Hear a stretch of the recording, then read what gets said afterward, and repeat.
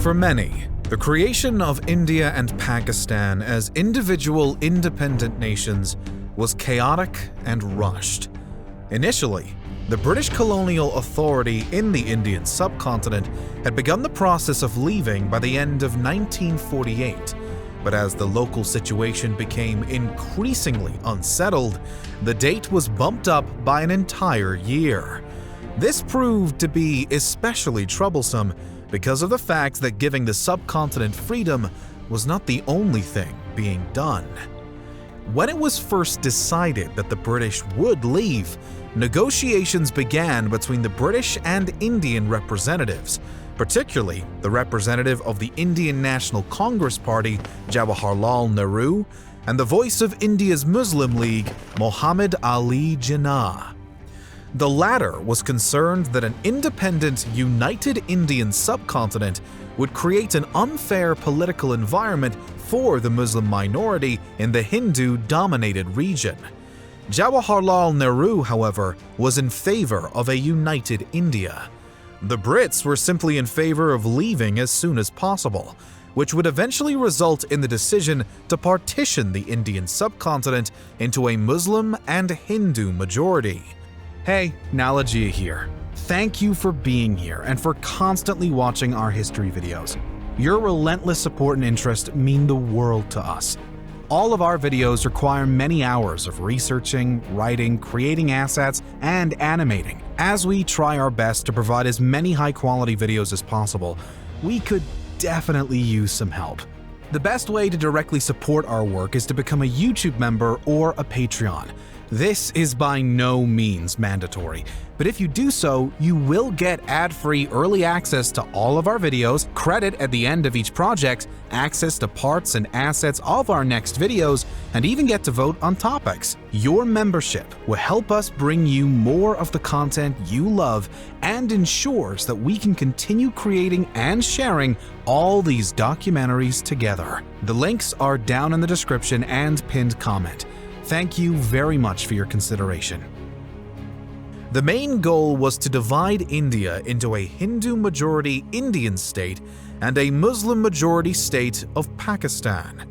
Sir Cyril Radcliffe, the British civil servant with the duty of drawing up the borders for these new nations, aimed to split the states on religious lines, while the millions of Muslims left in India could migrate into newfound Pakistan and vice versa.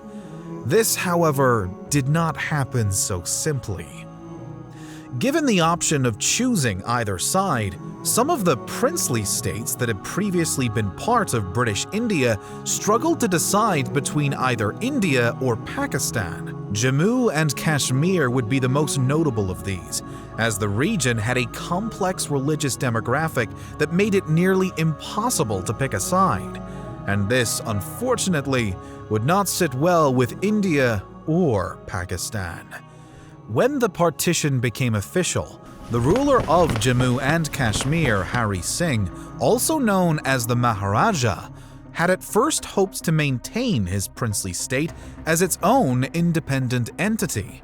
This, nevertheless, would change after only a couple of months.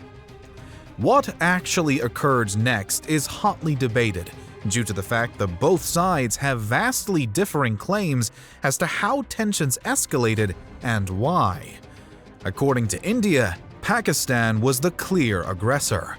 Indian military sources claims that Pakistan had launched an invasion plan called Operation Gulmarg, in which they intended to invade and take Jammu and Kashmir by force. The operation would apparently involve the recruitment of 20 Pashtun tribal militias to be prepped by mid-September, with the invasion intended to fully begin the following month. Allegedly, the discovery of this entire plan could be credited to an Indian officer by the name of Major O.S. Kalkat while serving with the Banu Brigade. He was supposedly informed of the invasion by mistake and in turn alerted the Indian officials. However, Pakistan had an entirely different story to tell. Prior to the outbreak of the war or alleged invasion plan, a particularly relevant region of Jammu and Kashmir was facing its own growing revolt. With the eruption of World War II and Britain's decision to enter it, tens of thousands of men from the region of Pooch joined the fight through the British Indian Army. With their dismissal after the war's end, these troops were allowed to return to civilian life alongside their weapons, which greatly disturbs the Maharaja. Thanks to high taxation and additional discord, Poonch and the leadership of Jammu and Kashmir had already been on uneasy terms. But this would prove disastrous for Hari Singh if the people of Poonch decided to rebel. In response, that July, the Maharaja ordered all of the Muslim veterans to give up their weapons, which instantly set off alarm bells for the Muslim population in general within Poonch. As tensions rose, stories diverged again as to what really occurred. According to the Muslim Conference, the Maharaja's army responded to the increasingly rebellious spirit within Poonch by firing upon crowds of unarmed civilians, burning homes, and desolating villages. On the flip side, Singh's sources instead say that it was the Poonch militants who became violent and attacked the state forces first. What really happened is not exactly known, but it's clear that by this point in time, Poonch and the Maharaja were as divided as ever. The Muslim Conference responded to the growing threat by informing the Pakistani officials that if they did not step up to protect their Muslim brothers in Poonch, all of Jammu and Kashmir may soon fall to India. And this assumption wasn't too far off. Maharaja Singh, in contrast, had secretly made the decision to accede to India in the case that a choice between one side or the other had to be made. By now, however, this would be far from a peaceful conclusion.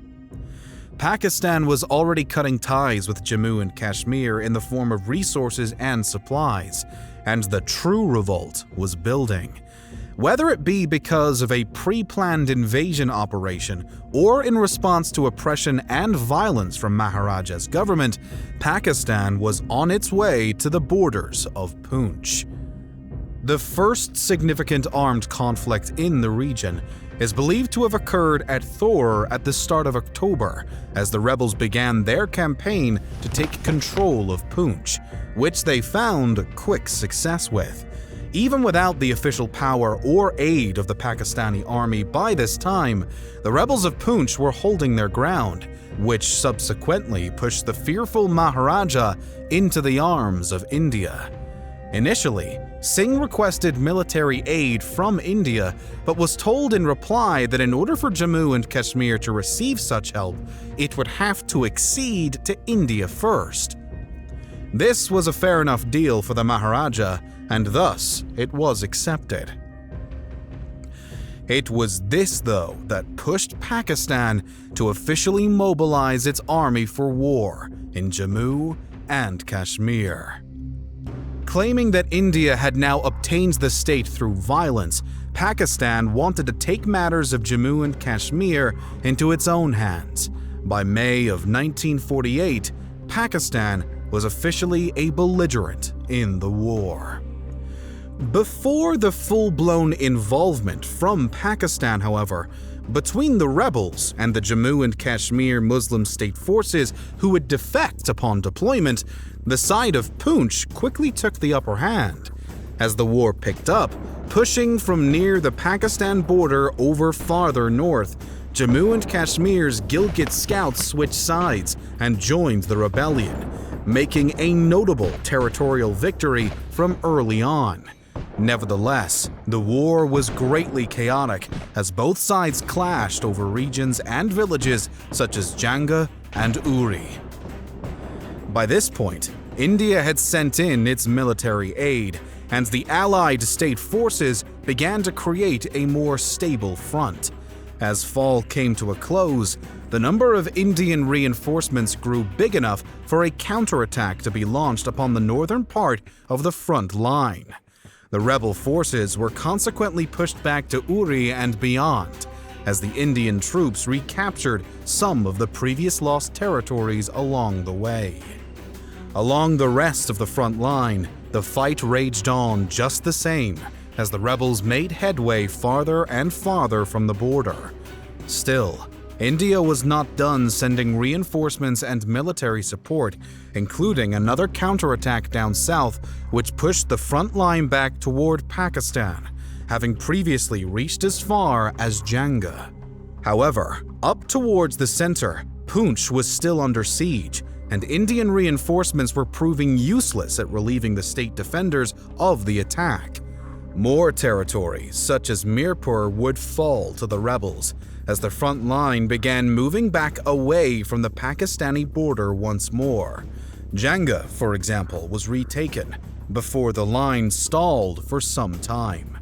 Another Indian counteroffensive followed on the southern portion of the front, again pushing the rebels and Pakistani forces back beyond Janga, eventually forcing the attackers into a retreat. Up north, the Indian front was finding similar success, although up even farther, it was the Gilgit scouts and their Pakistani allies who were the ones moving the line, reaching all the way to Kargil as they broke past the defending troops.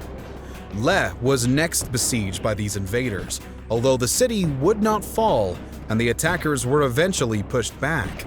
As the Indian counterattack continued to resist, the battle was taken all the way up to the north of Dras and Kargil once more, as the front was ever-changing. Poonch would ultimately be freed from siege by the Indian forces as well, and as the clashes died down, while India awaited the arrival of more reinforcements, this pause would be much longer than anticipated. After intense negotiations in the UN, a ceasefire was instead agreed upon and adopted on January 5, 1949. Pakistan was compelled to withdraw all of its forces, while India was granted permission to preserve a minimal level of military presence within Jammu and Kashmir with the intention of maintaining law and order. While Pakistan was able to hold on to some of the territories they had gained, India took the vast majority of Jammu and Kashmir, though a referendum was supposed to be held to determine its fate. By the end of the war, it is believed that the Indian forces sustained over 5,000 casualties in total, with roughly 1,100 killed and 3,100 wounded, plus another almost 2,000 KIA or MIA of the Jammu and Kashmir state forces. On the Pakistani side, potentially 6,000 were dead and 14,000 were wounded. And sadly, this would only be the first of the violent wars between India and Pakistan.